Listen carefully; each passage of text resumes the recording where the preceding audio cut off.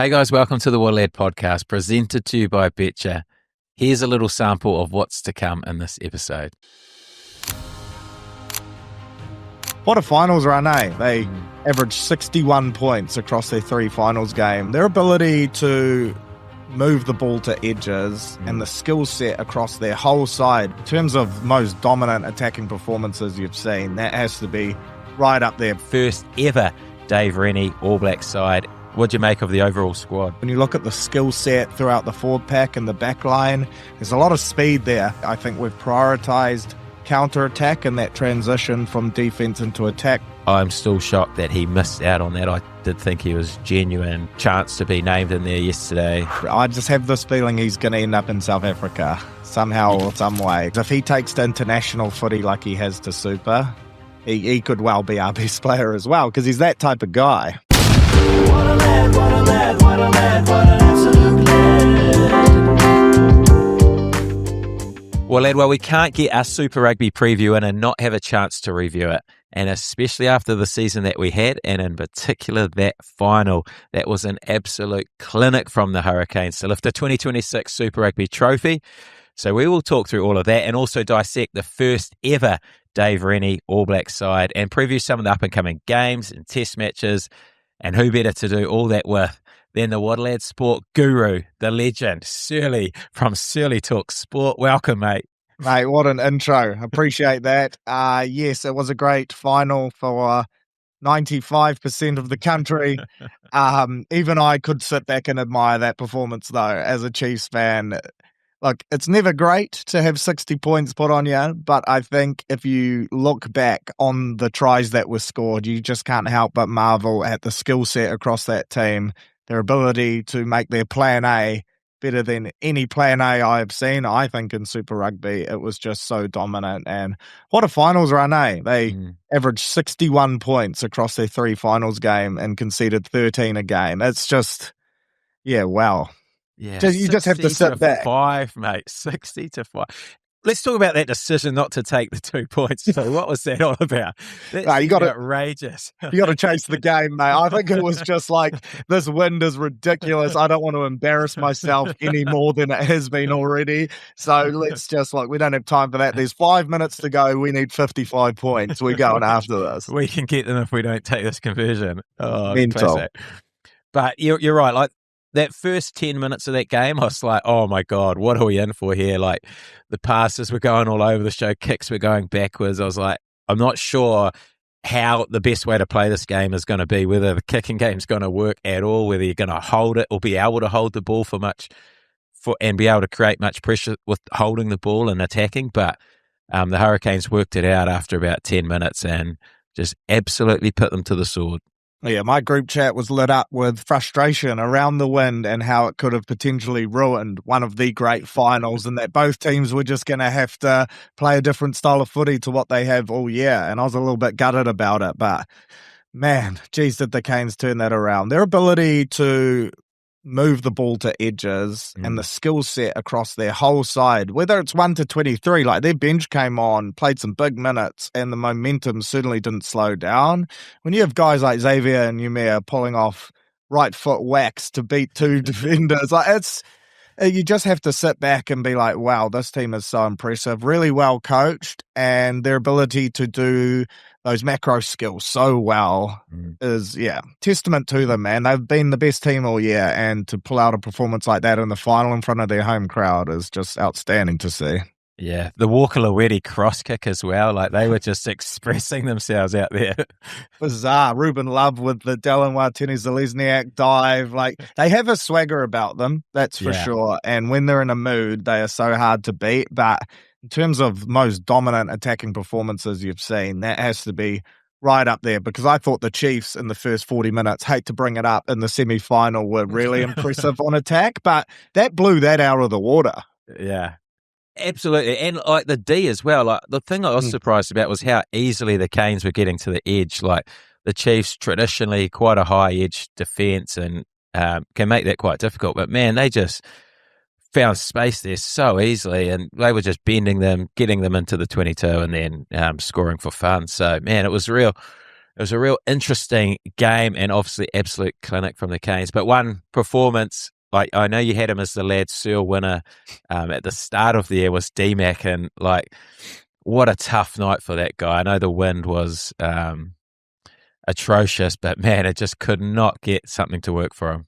Nah, and it's one of those things, you'd know it. I certainly know it. The harder you try, the worse it gets, right? And as soon as you're not kicking the ball off 10 and it's blowing back past your head, like those are the things that just crush you as a first five and as a player, right? It almost gets to the point where you start to feel a little bit embarrassed and you're like, mate, just get me out of here. So I felt incredibly sorry for him. I was so looking forward to that matchup between him and Ruben Love. And I actually thought having D-Mac in the 10 was one of the biggest Chiefs advantages, because the times where the Canes had lost games this year, their plan B was so much worse than their plan A. So I thought the Chiefs would have the breakdown physicality to be able to slow the ball down, drag the Canes into that plan B, and that's where a D-Mac steps up and shows just how good he is as a game driver. But it was the complete opposite, and I feel sorry for Damian. He's one of those guys that's been there for all of those finals, really, and he's a player that deserves to win a Super Rugby title, but certainly wasn't his night on the weekend. I'm sure he would own that too, and I back him to be able to shake it off quickly once he throws on a black jersey, but it was one of those ones where you sit back on the couch and you're just like, jeepers, he would love to be anywhere else in the world right now. Get him to a European summer, the poor bloke. A shame it wasn't a week earlier for me, because he put on an absolute clinic against us in that first half. Like, it's just a change of fortunes. And like you say, around that confidence thing, like that first half in the semi-final, just everything was going his way and he was just making breaks for fun. And you could see that real confidence and swagger that he had, and everything was working. But couldn't have been more opposite into that final, which, like you say, was hard to watch for him. But he's so class and he will surely bounce back. The other guy I was really impressed with was Geordie Barrett. Like, he was probably my man of the match. Like, he was into everything. Like, defensively, on attack, just the way he was running the shapes, and all his skill set was right on in tough conditions. So he really impressed me.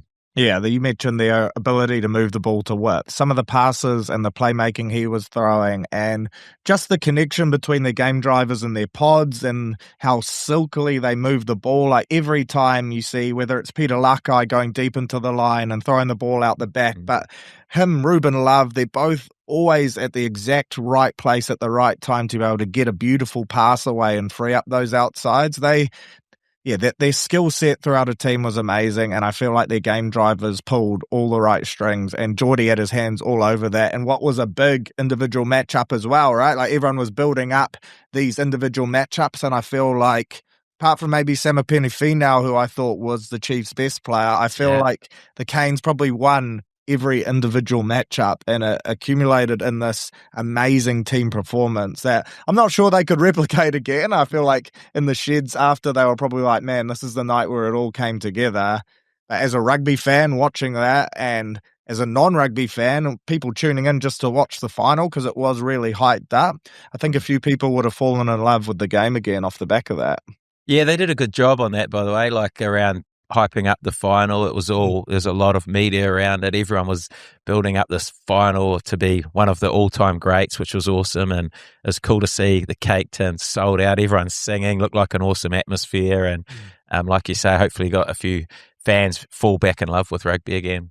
It's crazy. At halftime, I was still telling mates that the Chiefs could win this game. And I feel like the try Morby scored in the 44th minute or something was the ultimate dagger, because I thought, wind, they could get back into this game, but it was almost just that first blow that just showed that the Canes were going to be relentless throughout this whole game, because I'd convinced myself that it was a 30-point win. I was like, how good, we're up by one. We're actually leading here. Jump on board, punt the Chiefs live. We've got this in the bank. And it was that try straight after halftime where I just thought, we're done for. And I wouldn't be surprised if that kind of was the final nail in the coffin for the Chiefs lads too. Yeah, and you mentioned Morby, man, what a year he's had, and like just his performance in that final really summed up his year, and awesome to see him named in that latest All Black squad. It's thoroughly deserved.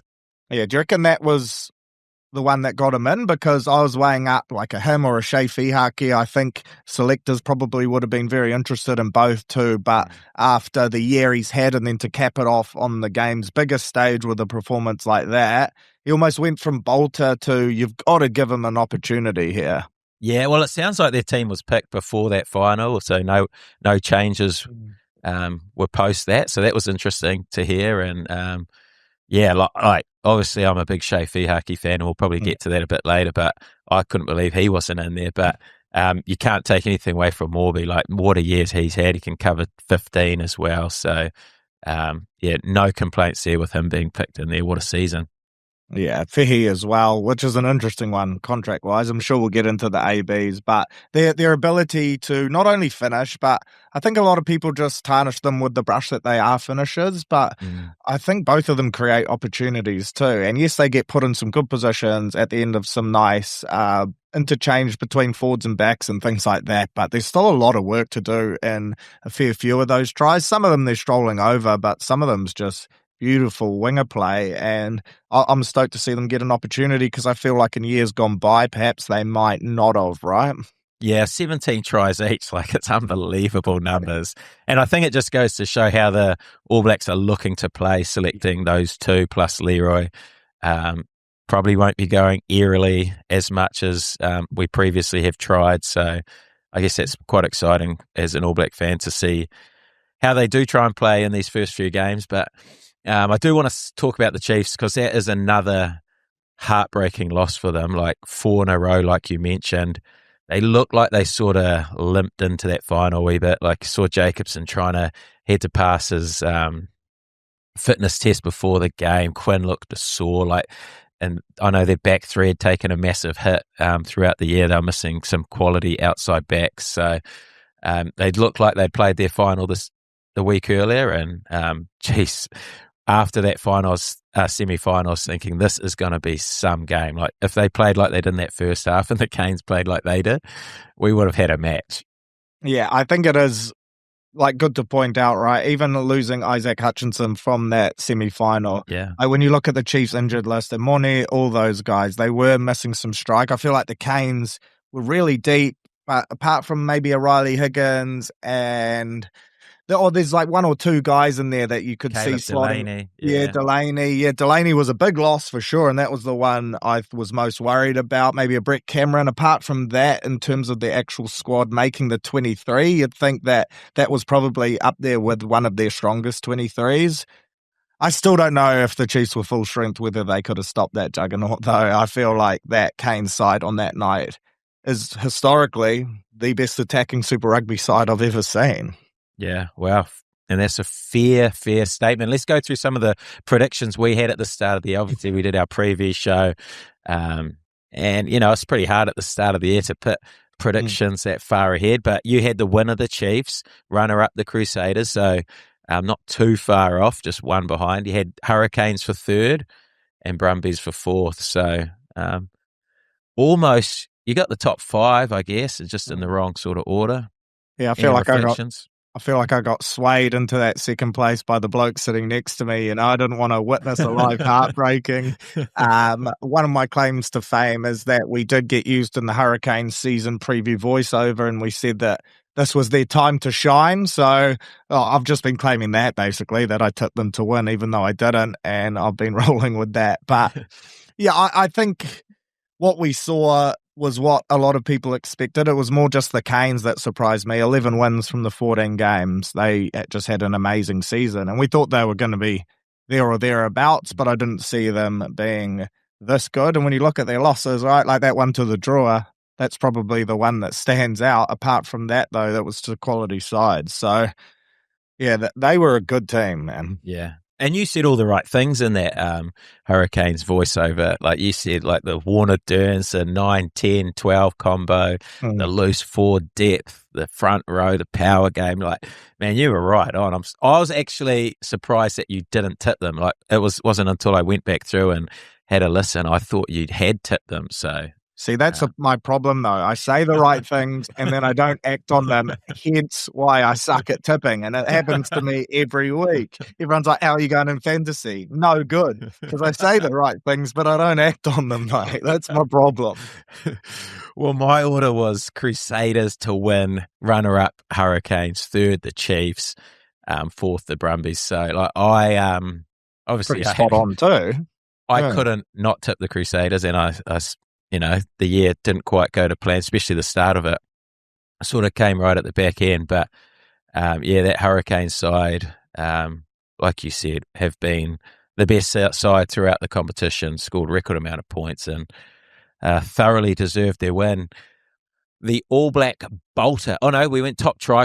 We went the top try scorer as well. So your prediction was Tangitau, which was heartbreak, really. Like, man, he was having some year. Mine was Will Jordan. He also had a very injury-ravaged year as well. But probably neither of them were probably going to score 17 tries like the Morbies and Fehis did. So, no. And I would have never had Fehi, to be fair. Like, I feel like this season from him has been amazing, but I probably wouldn't have had him as top try scorer or Morby either, right? Well, probably would have been the Kini Nahola if you were going a Hurricane, right? Exactly. If he was healthy at the start of the year, but there was a world where if he was healthy at the start of the year, he probably could have finished top try scorer, and these guys wouldn't be in the position there. And like, look at the impact he's had over the last few weeks. Since he's come back, it was a genuine debate over who would start for them on the wing come finals time, because he had been so good too. So they could have potentially had 3 guys that could have been top try scorer, which is a testament to the quality of their side. The other award we had was the Lad Searle. You spoke around DMAC being yours. You're probably a week early on that one. He got the man of the match in the semi. I had Ethan Black at never a chance when you don't qualify, so that was a shame. But it was good to see him get through a full season, basically only missing a couple of games. So that's pretty good for him. And then the All Black bolter predictions. You had Tangitau, who surely was a dead set walk-in if he had stayed fit. He was playing so well. And my one was Shea Fihaki, who I'm still shocked that he missed out on that. I did think he was genuine chance to be named in there yesterday, but not to be. But we will go through the All Black squad. What'd you make of it? Obviously, 4 new caps. We've got Segner, Numia, Fehi, and Josh Morby. What'd you make of the overall squad? I think it indicates a style of play that we're going to play, and you've already alluded to that. I think we are going to kick the ball a lot less, or box kick the ball a whole lot less too. And if you watch Kobe in Japan, they still kicked the ball a bit, but it was more 10, 12, 15 and trying to manipulate the opposition's backfield by using different kickers throughout the back line rather than just going default box kick and make it an aerial threat. And I think Dave Rennie and Mike Blair will do the same with this team. When you look at the skill set throughout the forward pack and the back line, there's a lot of speed there, and there's guys that will play an exciting brand of rugby. I think we've prioritized counter-attack and that transition from defense into attack, which Rennie is massive on. And I think we're going to play at some tempo, which I'm excited about. I think we will have a clear plan A this year. And at times for me, that was maybe my biggest criticism, was you didn't know what style of game you were going to get from the All Blacks a lot of times last year. I think fans are going to be very certain around the style of play that we're going to play. And I think we're going to see some exciting running rugby that favours the skill sets that we have down here. I think we might let the opposition, the ball fly a little bit and move teams around, which as a rugby fan excites me. Yeah, and I think you're right. All the conversations I've had with those coaches have been around that, like backing what we do best as Kiwis. Like traditionally, All Blacks have run over top of teams in that last sort of 20, 15 minutes, back our fitness, back our skill set, back our speed. And by all accounts, that's the plan. And you look at that squad and you can see that's pretty clearly the plan and how they're going to look to play. And it's going to be interesting to see how that works, especially these first 3 games and then leading over to Africa, where it's going to be probably contrasting styles, because they'll definitely be going to the air and set piece pressure and doing what they do so well. So it's going to be a hell of a year, and I'm excited to see where it all ends up. Oh, for sure. And Someone like Xavier Numia, so happy for him. I feel like he could have been in it a couple years ago, but he's always picked up really bad injuries at the worst possible times. And then he's gone on to dominate NPC, and he reminds you how good he is. But his skill set as a prop is just second to none. We saw it in the final, but I feel like his set piece has come a long way, and he ticks all of the boxes now. The Signo one, I tipped him as a bolter a couple weeks back, but I'm still a massive Duplessis fan, and I feel really sorry for Karifi, especially after captaining a side to a 60-5 win, right? You expect to see someone like that in the team, but I think it's his versatility, and it was interesting to hear Dave Rennie say that they see him as being a potential in the 7 jersey and to be a really good 7, so I think that got him over Dupes. The wingers, I wasn't surprised to see. I did think maybe Rico Ioane kind of might have played his way in, or not played his way in there, but just been named in there. Played quite well over in Europe for the last month and gives you that 13 wing, and just a guy who's played a whole bunch of tests, so I thought they might have leaned on him a little bit. But yeah, no massive shocks. I think maybe Signa was probably the biggest surprise for me. Yeah, what a story for Josh Morby too, eh? Like playing for the Stags maybe 4 years ago, 3-4 years ago, and then had a breakout couple of seasons with the Canes, moved over to France, didn't enjoy it, came back, backed himself to be an All Black, and 1 year later, it's all happened for him. I feel like that. I feel like there's a lot of guys who are leaving this year at the end of Super Rugby that we might see have similar paths, right? It kind of shows that once you leave New Zealand Rugby, the door's not fully closed. If you leave at the right time and you still have a desire to come back. And it was interesting speaking to Anton Leonard-Brown the other day around his time in Japan. He said he's come back by far a better player because he's had these opportunities to pick up little parts of his games from the best in South Africa, the best from Europe, the best from Japan. He feels like he's come back well-rounded, and sometimes change is good for these guys, right? Like when you think about players here, by the time they crack the All Blacks, they've been in a system for 8 to 9 years. They've had the same coaches, they've been around the same teammates, and while they may be elite in their team, there's still other aspects that a change can bring the best out of them in, and I feel like Morby is a great example of that, and I'm hopeful that some of these young guys leaving Super Rugby this year, who are quality players that are probably All Blacks in 2 to 3 years' time, I'm hoping that the same thing happens for them. Yeah, it's a great point because guys are going younger and younger, so there's opportunities for them to come back, like almost in their prime, like you said, having learned a lot more of the game, parts of game from the other side of the world. We've seen it with Leicester this year, like what he's picked up in France, just different little skill sets that he didn't have before he left, and little things like that you learn just from playing with world-class players, like you mentioned. And the other one, obviously, Fehe, like he had signed to go to Newcastle. Not sure how this has all turned out, but he's named in the All Blacks, and I guess he's staying now. Like there's been nothing really said about it other than he's now an All Black. Well, that's the thing. They asked him yesterday, and he was like, "I don't know. My agent's trying to sort it, and I haven't heard from him." And it's like, well, look, I get that agents can go a bit missing, but you've just been named in the All Blacks, so let's make this a priority. I assume now he's staying, but it's almost like even Dave Rennie was like, "Yeah, look, he's signed till November. He's got some things to work out, and I rate that we're giving him a chance because he's earned it."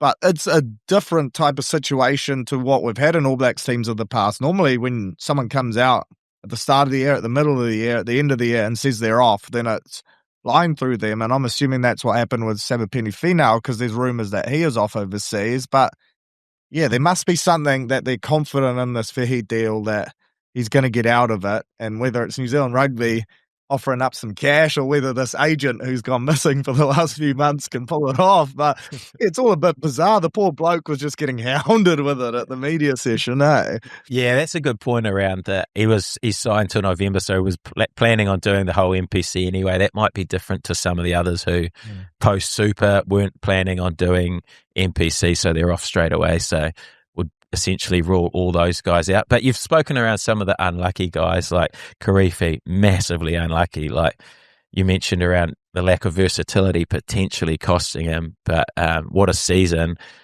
to be not picked in the All Blacks. It seems very harshly seems very harsh. The other one's also Rico, you mentioned. Noah Hotham, I expected to be in there, so that was a bit of a surprise to me. Like, I thought he might have been number 2 behind Cam, but obviously seen something there. What were your thoughts on that one? I was just going to ask you around what Kyle Preston, and do you think that selection is that his game off the bench can add a little more impact than a Noah? Do you think they see Noah and Cortez as a very similar style of player? Like, because you work with both, and Preston didn't start a game for the Chiefs, for the Crusaders this year, but his impact every time he came on was massive. Do you think they see him in a bit more of a specialised role there? Yeah, that's probably a great point, to be fair. Like, Cam's going to be number 1. I think that's pretty clear. So they're looking at who's the best guy to bring off the bench. And, like, we found that with Kyle, like, we could get him on 50 minutes. He could come on, speed the game up, change the game, or adapt the game to whatever we needed with his ability to kick off both feet. Like, he's a quality game closer, and we just felt like that was the best fit for us. And that's probably what the All Blacks have seen. Cam's probably going to start. He's probably going to play pretty big minutes. So who can come on and change the game if need be? And it's a great shout around Kyle being that guy with his speed to the ball and ability to clear the ball quickly, which is probably how the All Blacks are looking to play when we're talking around that last 20, run over top of teams with speed and tempo. So you've talked me into the selection. Well, it's a weird one because I'm a big Noah Hotham fan, and I think majority of people are. Like, and throughout this year, he had stretches where he was playing some unreal footy as well, and I just always assumed he was number 3 because that's how it's been over the last couple of years, as those were the 3 halfbacks, right? With Preston coming in when there were injuries or things like that. But I am excited around the Preston pick because I just see him as a spark plug. Last 15 minutes, speed the game up, and I actually think in aspects he's quite similar to Roygaard in terms of the strength of his running game, his kicking game. I see them as a nice little combination to roll with together. But yeah, I do feel sorry for Noah. Yeah, the other one's Tavatava Nawai. Like, he obviously has been putting in some massive shifts down there in the Highlanders, tries to carry that team every week, plays through games extremely sore, and just constantly puts his body on the line, gets so many jackals, post-contact meters, tackle breaks. Where do you see him fit? I think he comes in for the South Africa tour. I just wonder if they see him as just an out-and-out 12. And when you look at a lot of these guys that they've picked, they can cover multiple positions. Like, a lot of people questioning Anton.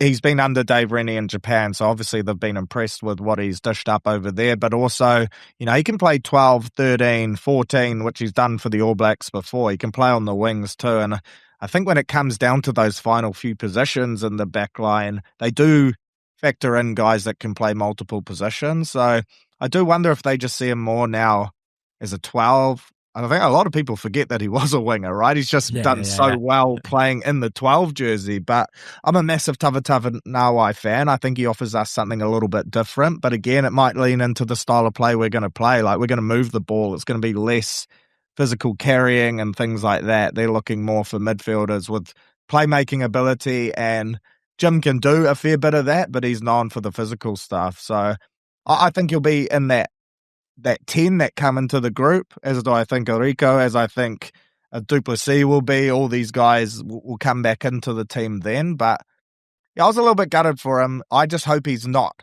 the next Peter Gus. I don't think he will be, but I just hope he's not one of those guys where he gets very limited opportunities and then he's blocked to play for Fiji because of it.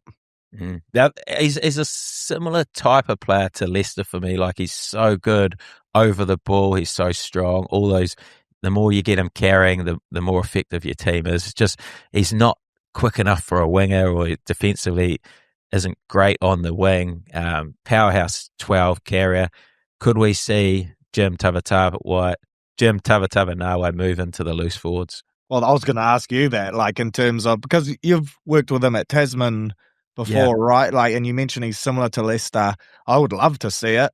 I think his ability to disrupt rucks and steal ball at second 5 has been amazing. And when you mentioned the Leicester thing in the season preview, I thought, look, that's interesting, but I don't know how effective he's going to be able to pull it off. Come the end of the season, he was the Crusaders starting 7. He was the talk of the town. He was giving us the 6-2 split option for the All Blacks, and he was well and truly seen as the hybrid. Does Tavatavanawai Nawai have something like that in him?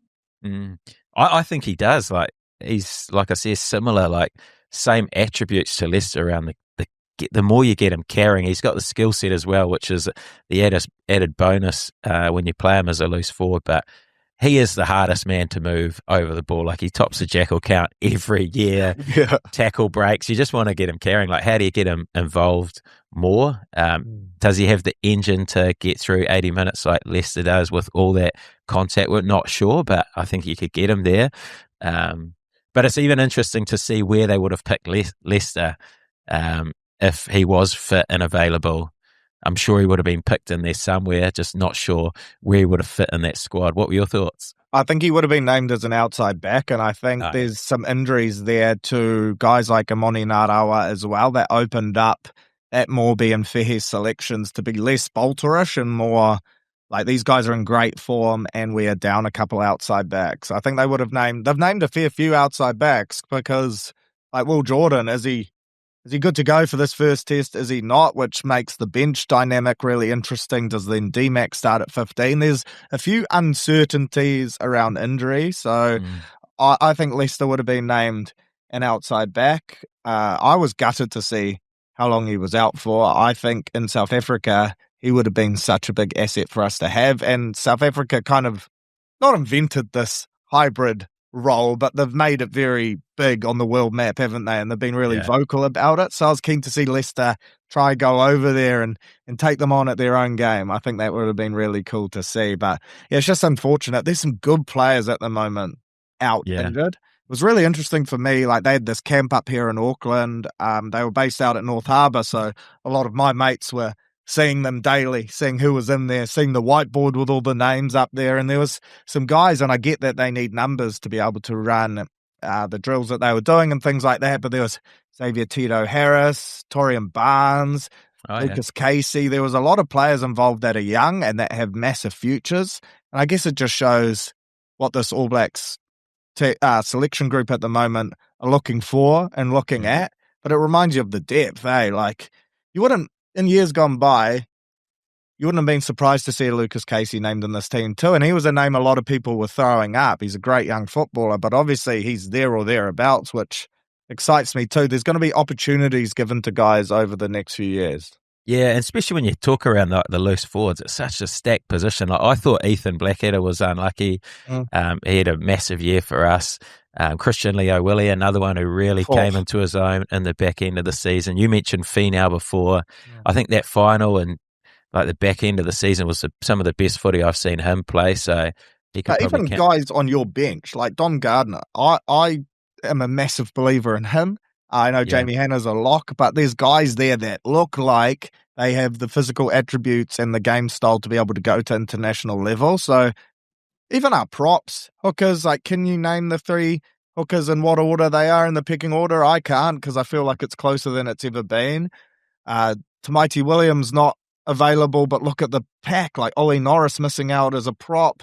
There's some players, man. Like, we have really underrated depth at the moment where I feel like results haven't been going our way in the black jersey as consistently as we would have liked over the last few years. So people are a little less optimistic as they have been in years gone by. But when you lay it all out, you see these guys that have missed out, and you see the guys that are going to be playing NPC, like, this competition is going to be so stacked this year, guys wanting to prove a point.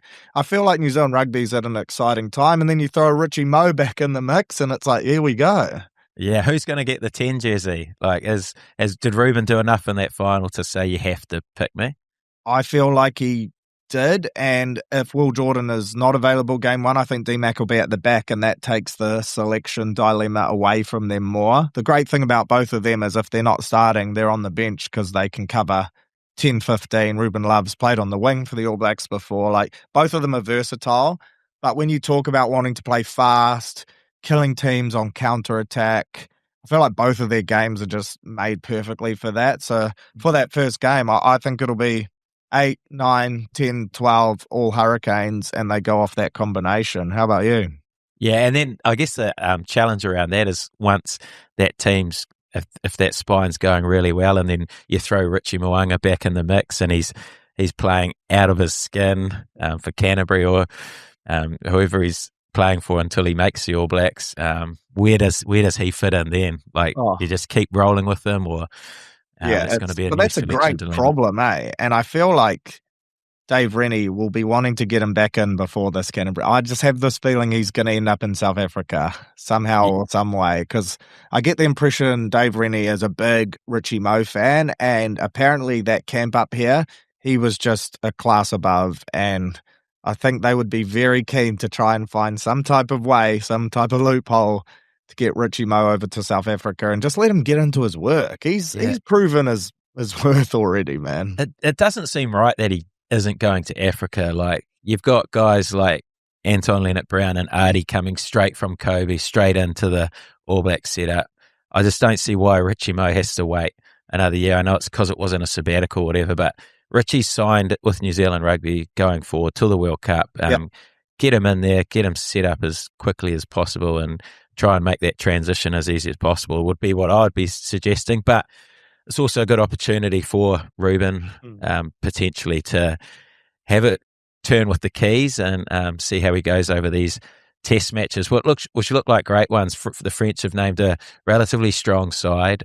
First test match at Takaha Stadium is going to be pretty special. First test match under the roof. What are you expecting there from the All Blacks? I think under the roof is really going to suit us more so than the French. And I think we're going to see an up-tempo game style that they're going to look to carry throughout this whole thing. And I think the most exciting thing too is a lot of people don't realize like this is a part of that new competition and we're going to get dished up. Every game of test match footy this year is incredibly important. And it's year one of what could be an exciting competition that I think teams are going to want to win.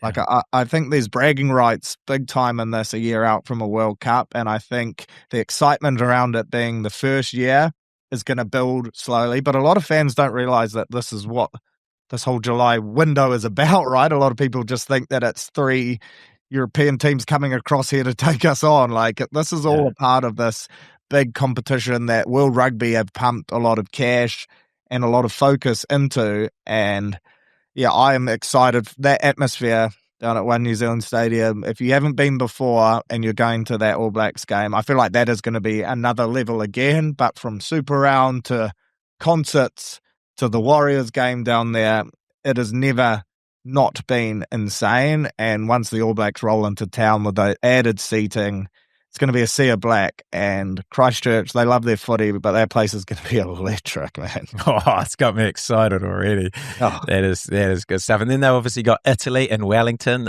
People still call that the cursed stadium. I'm not sure if that is a genuine thing, especially with probably the amount of hurricanes that will be playing in it. Hopefully it's another windy day like that final for those Wellington boys, and the Italians won't know what's going on. Yeah, Italy though, like their last few results have been really impressive, and I think they're a side, yeah. Yeah, I think a lot of people still look at them and they think of World Cups gone past, right? If you just tune in every 3 or 4 years to All Black footy and you don't watch a lot of Italy and they're out of sight, out of mind a bit, then you can be fooled into thinking that they are still a team that we should put 60 or 70 on. That is far from the case now. They have a midfield which is right up there with the best in the world. They have some players, man, and they will come here massive underdogs, but with a bit of a point to prove, and they will want to test themselves against the All Blacks. So I'm not saying that we won't beat them. I think we certainly should, and it should be the one of the 3 games that you circle as a win, not guaranteed, but a great percentage of the win. But I would be erring on the side of caution a little bit in terms of people saying, that's going to be a hiding. I don't think it is. Yeah, and I guess the last one's up to Eden Park against Ireland, one of the best sides in the world. That's going to be one heck of a game as well. Do you see them? So my question around the outside backs, Fahir Morby, do you think because they are the hot hand at the moment that they come straight into that first game under the roof? Or do you think they would say you can debut against Italy and Wellington, they're used to those conditions, slightly lesser of a game? Or from Dave Rennie and that conversations you've had, do you think that they are just like, these are the form guys, they're going straight in? Yeah, really good question. I think a lot of it's going to depend on the fitness of Will Jordan, like you mentioned. That'll play a big influence on that back three. They're going to potentially go Caleb Clark on one wing, and then it might be a straight shootout between Fairhair and Josh for the other one, and see who gets their first opportunity. But who knows really? Like, it's all the next exciting step for everyone, eh? Like, you see the big squad and now you're trying to work out what that 15 looks like. Where does Billy Proctor sit? What's the 12-13 combo? What are they going to do there? The loose forward trio, where's that all going to end up? Artie's probably going to be 7 by all accounts. So, look forward to that first team naming and see where it all ends up. Oh, it's exciting, right? As rugby fans and sickos, this is what we love, because once that 34 squad gets named, you start running through your 15s, your 23s, your group chats light up, the pub talk goes next level. Everyone's got different combinations, but no one is wrong because all the players in the squad are that good that it could be any of them. And this is where everyone kind of gets to name their sides in their head, and it makes for a great chat around a few beers. So this is like almost the most exciting time of the year once the squad gets named and you start playing around with different things in your head, and then you hear someone else's opinion and you're like, shit, maybe he's right, I'm going that way now. It's good stuff. Oh, yeah, good. And it's such a big year for the All Blacks too. Biggest international year ever, I think. Like 9 games in Africa. Those tests are going to be huge. They've obviously got the Stormers, Sharks, Bulls before taking on South Africa, then the Lions, then 3 tests against South Africa. That is going to be a massive tour. 10 more players added to the squad. You've already selected half of them. And like, that is where we'll see where we're at after that tour. Mate, what a tour that would be as a Waterlad tour to get. But even like a bucket list tour with your mates, right? Like to go to a place as passionate as South Africa, a place that respects the All Blacks so much and the rivalry, but you just know that even those midweek games, man, like their provincial teams are going to be so up for it. They're so proud of them and how good they are amongst the world stage. And it's always the ultimate debate, New Zealand rugby versus South African rugby. I feel like social media is going to be going nuts because their fans are so passionate. And it's a beautiful country that just lives and breathes rugby. So I feel like if you got a handful of mates together for that one, you would have the time of your life. Well, we've got 2 months to sort it out before we get the Waterlad. You got to hook up the tickets? Surely. Come on. Surely. Well, I guess the challenge around those games is how you balance your week. Obviously, the South African games are number one priority, but you also you can't take any of those other sides lightly because that's their biggest game of the year. They're playing against the All Blacks. They're going to be so fired up for it. So balancing how you get your training right, your game plans all in line for each game can be quite challenging. I guess that's the thing that the British and Irish Lions have to do when they come over here. They always find that the balance of, playing the Super Rugby teams can be quite hard. Do you split your squad? Do you give guys runs? All that sort of dynamic. So in a squad of 44 or whatever it's going to be, it's a big squad to keep everyone. I thought it might have been a little bit more, though, to be fair. I thought there might have been a really clear distinction because when you see the Lions and that come here, you often see them get tripped up by those midweek games, whether it's Māori All Blacks or like Crusaders. The provincial teams really give them a good run for their money. I was kind of thinking it might have been 50-ish, and guys like David Havili and that might have been on that tour with a bit of experience, but it seems like it's going to be a lot of guys backing up. Like if they're starting, then they're on the bench against the Springboks, things like that, which kind of surprised me a little bit. I thought they might have gone clear distinction, really prioritized not only beating the Springboks and focusing on those games, but this is our midweek team. So you lads, this is your one objective, is to win those games too.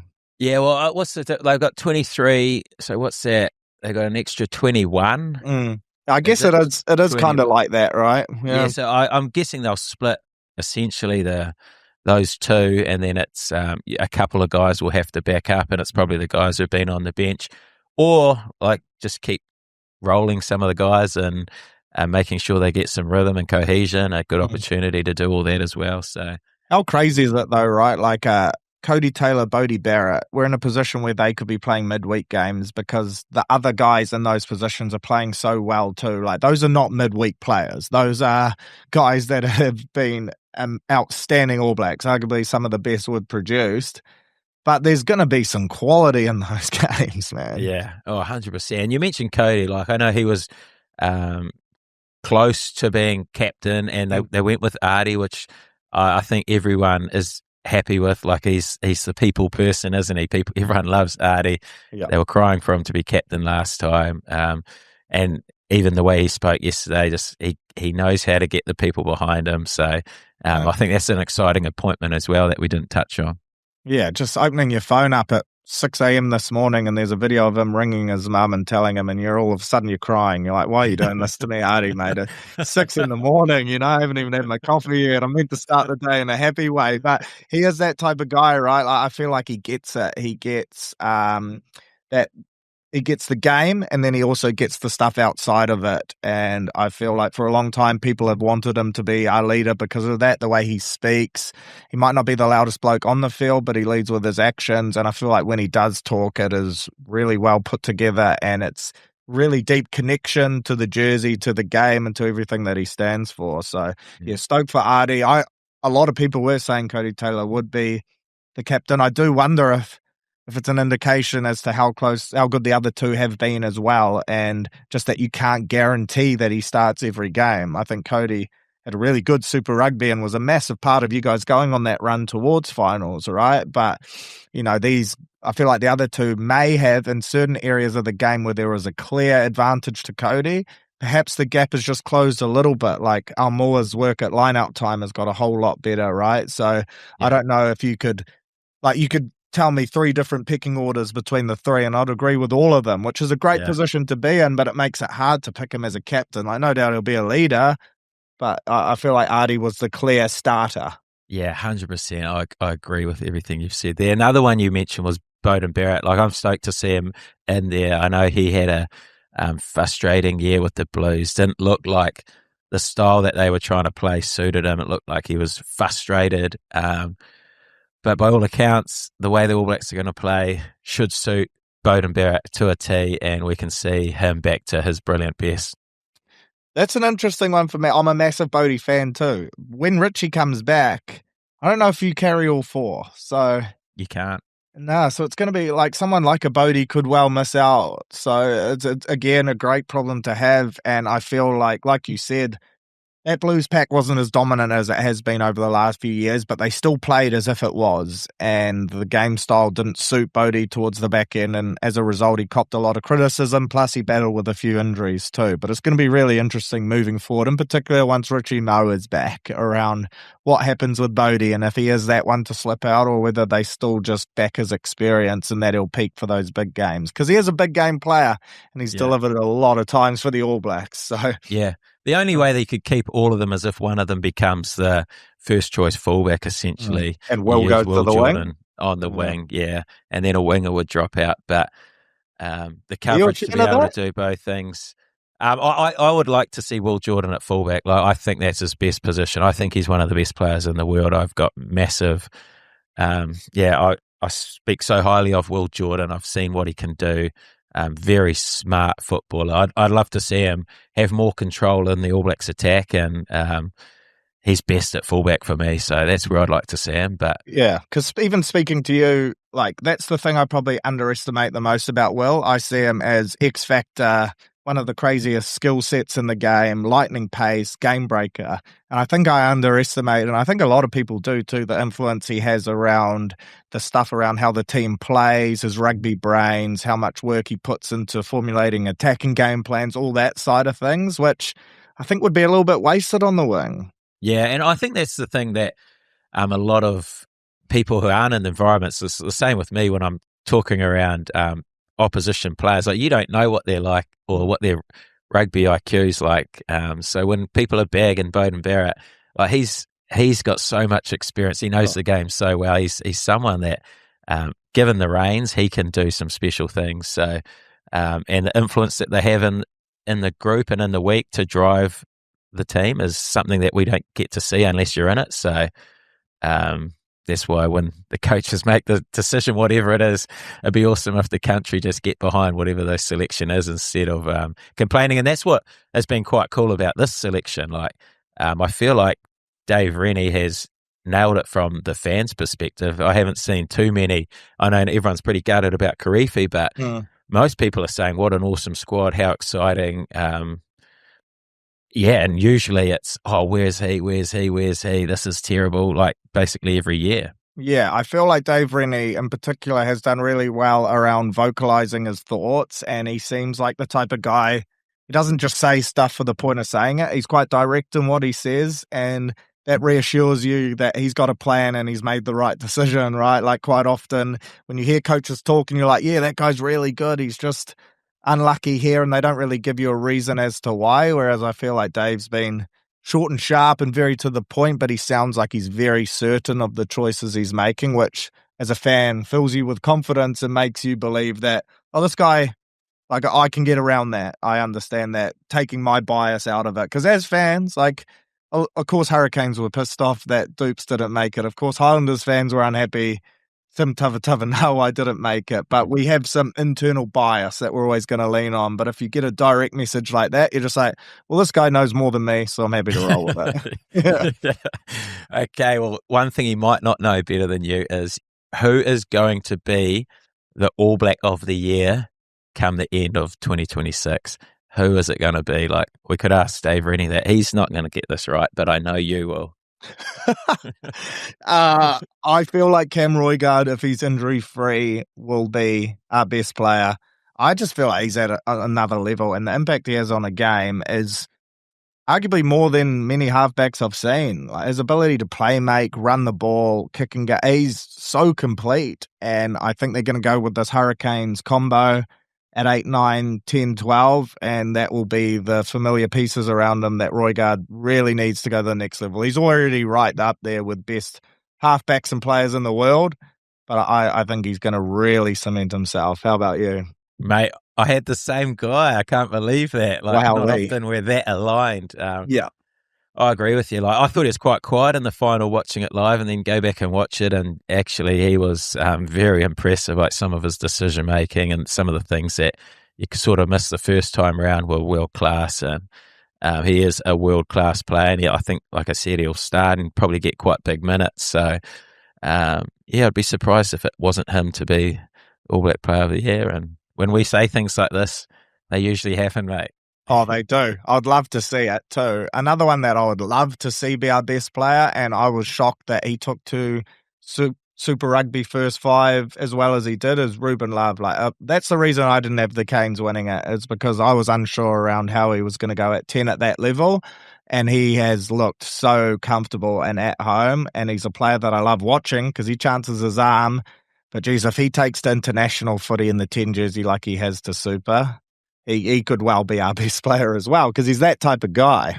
Yeah, I thought yours might have been a Chief like Quinn Tupaia, who obviously had such a big year for the Chiefs, got the Super Rugby Player of the Year, and deservedly so. Every time he carried, he was a beast, strong over the ball, got all sorts done. Is he going to be used at 13, or is he going to be about 12 ahead of Geordie? That's, I guess, the challenge, eh? Yeah, that's the challenge. Is he's looked good for the All Blacks when he has played at 13, and I know he grew up playing a lot of 13, so I think they will start him in the 13 jersey just because his form has been so good. But I don't know if he will have the impact there to be our best player. I agree his Super Rugby season was outstanding, but you have to have Geordie there. I feel like his playmaking aspect that he brings, and he's just so well-rounded, and he's a leader amongst the group. And I'm excited about that combination, but I just don't know if his impact on the All Blacks will be as big as it has been on the Chiefs to be able to get him that top player. But there's so many combinations in our backline that excite me. Like someone like a Leroy Carter, who's come back from injury and looked really good over the last few weeks. Like, we have strike all across the field, and I think we're going to play a style of footy that's going to allow it. Even like a Peter Laka, I wouldn't be shocked if he is the All Black of the Year too. That performance in the final, like the 60-meter runaway, it's the razzle as well as being physical enough around the ruck, as well as the skill set. He does a lot of things really well. this year he's gone to another level, and I wouldn't be shocked if he goes to another level again. So, there's Arties, there's all these guys. Like, you could name 5 or Satiti, 6. where do you see him fit in here? Because I know he's had an injury-ravaged season as well, but man, when he was playing before his horrible head knock, he was in some form. Yeah, well, that's the thing for me. So I'd have him at 6, I'd have Artie at 7, and Lakai at 8. But I could also see a world where they don't want to mess with Wallace bringing him back too soon, and that he maybe plays only a few of these tests, goes to South Africa or goes there fresh and then plays from there. Because that was a nasty head knock. And I know he's feeling pretty well at the moment, but he's an important part for us come World Cup time. He could be a difference maker for us. I'm a massive Wallace Satiti fan, mainly because he's from North Harbour, one of the great provinces. And I've been bumped off by him about 65 times. So it's nice to get that validation of him doing it on the world stage. But shout out to Peter Aki, who validated me again this year. But I feel like he's going to be so important that they might not rush someone like that, because that was a nasty head knock. Yeah, well, you've been bumped off by some of the best, mate. Oh, mate, trust me, these shoulders, this head, it's been in contact with some of the game's best, and it's never won one collision. It's if these shoulders could talk, it would have tails for years, mate. Well, it hasn't affected your rugby brain, because as always, you have given us absolute insight to Super Rugby final, All Blacks selection, and upcoming games. So appreciate your time as always. The Quick listeners, one. Yes. Do we win all 3? All 3. France, Italy, Ireland, pre the South Africa tour. You think we get all 3? Yes. Love that. You? I'll back you in there. In there. I think the first one's the most iffy for me, but I think we go all 3. What about in Africa? Do we win all 4? No, unfortunately. I think we come out of there at worst 2-2. I want to say 3-1 with my patriotism, but I think 2-2 would be a result that a lot of All Blacks fans would be very happy with. Yeah, I agree. 2-2 you'd be pretty happy with, especially if all the games are close, as long as none of them have blown out, you just want to see the All Black side competing, and some of those games, fine margins decide them. But if you're in the fight, that's what we want to see. But it's a massive trend over the last, I guess, month of finals rugby has been huge scores in the game. Like you see Toulouse yesterday, 70, in the weekend, 70 points.